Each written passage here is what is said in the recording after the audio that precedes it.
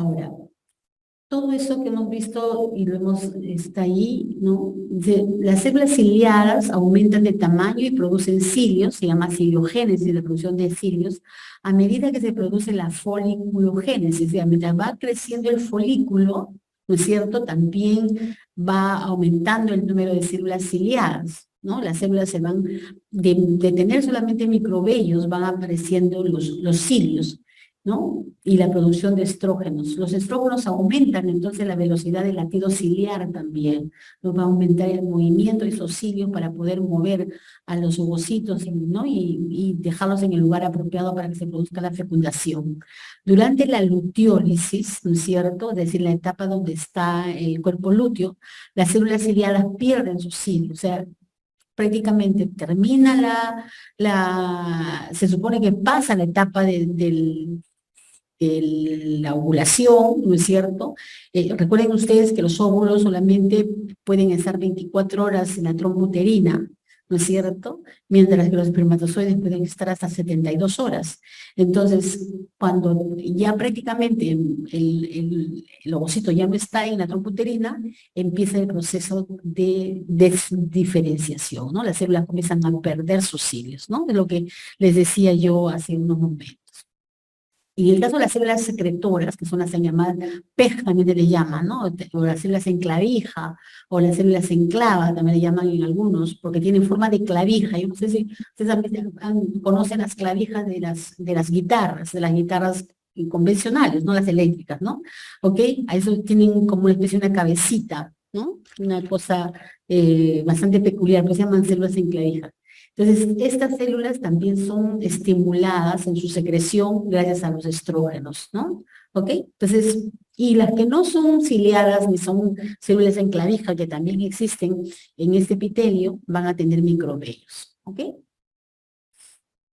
Ahora, el útero. Recuerden ustedes que el útero tiene el endometrio, que es la parte que siempre la recordamos más porque es la parte que va a cambiar durante la etapa menstrual, ¿no es cierto? Durante el ciclo reproductivo femenino, recuerden ustedes que tenemos el ciclo ovárico y el ciclo endometrial, ¿no es cierto?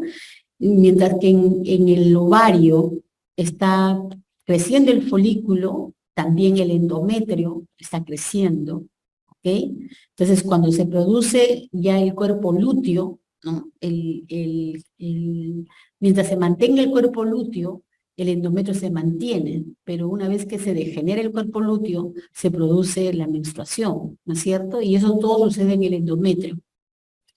Si nosotros miramos el endometrio tiene dos capas. Una capa que se llama la funcional, que es la que justamente se va a caer en la menstruación, y otra capa que es la basal, que es la que va a dar origen, ¿no? Y que va a permitir que se recupere, que se regenere el endometrio, ¿ok?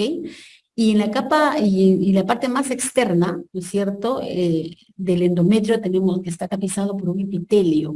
Es un epitelio cilíndrico simple, un epitelio cilíndrico simple. Y el resto, ¿no es cierto?, es la lámina propia. Y en la lámina propia lo que vamos a tener, ¿no es cierto?, vamos a tener a las glándulas endometriales, que son las que van a sufrir los cambios más drásticos durante el ciclo menstrual. ¿Ok? Bien, vamos a empezar por la primera fase, que es la fase folicular. En la fase folicular, ¿no es cierto?, aquí está. En la fase folicular, vamos a primero, acá en el corte histológico, a reconocer. Aquí tenemos, ¿no es cierto?, todo esto de aquí es el endometrio, hasta acá prácticamente. Miren, todo esto de aquí es el endometrio, hasta acá. ¿Sí? Luego tenemos la capa muscular, que vendría todo esto de la capa muscular. Pero la capa muscular tiene varias capas que tampoco se ven en orden, o sea, no es un orden muy, o sea, están un poco como desordenadas las fibras. Entonces tenemos una longitudinal interna, una circular media y una longitudinal externa, ¿no? Y el perimetrio estaría en ese lado que sería la adventicia, ¿cierto? ¿Ok? Ahora, en esta parte, toda esta zona es la zona basal del endometrio. ¿no? Que es generalmente se ve mucho más basófila que la parte funcional, ¿ok? Entonces esa es la parte basal y esa es la parte funcional del endometrio. Entonces, en la fase folicular, lo que podemos observar, miren ustedes, aquí se ve el epitelio cilíndrico simple, que está tapizando, ¿no? Lo que prácticamente lo veíamos acá, ¿no es cierto? ¿Dónde era? Sí, creo. Un cilíndrico, ¿ve? Está revestido por un epitelio cilíndrico simple, ¿ok? Entonces, este epitelio cilíndrico simple lo podemos mirar acá, perdón. Acá, ¿ven? Ese es el epitelio que está de revestimiento. Ese es el revestimiento.